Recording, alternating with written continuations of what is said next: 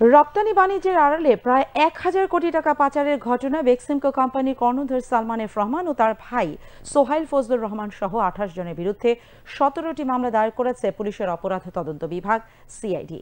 এর আগে সিআইডি তদন্তে বেক্সিমকো গ্রুপের ১৭টি প্রতিষ্ঠানের নামে গত ১২ বছরে ৩টি দেশে পোশাক রপ্তানির আড়ালে ৯৫৭ কোটি টাকা পাচারের ঘটনা বেরিয়ে এসেছে। জনতা ব্যাংকের মাধ্যমে এই অর্থ পাচার করেছে বেক্সিমকো গ্রুপ।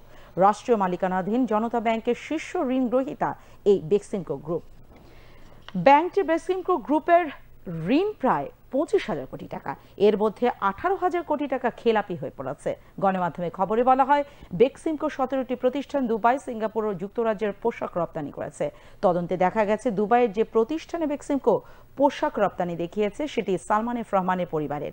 কেবল পোশাক রপ্তানির আড়ালে প্রায় ৮ কোটি মার্কিন ডলার পাচার করেছে বেক্সিমকো গ্রুপ। মতিঝিল থানার ভারপ্রাপ্ত কর্মকর্তা ওসি মহিদুল ইসলাম জানিয়েছেন, অর্থ পাচারের ঘটনায় বেক্সিমকো গ্রুপের বিরুদ্ধে একাধিক মামলা করার সিদ্ধান্ত নেওয়া হয়েছে।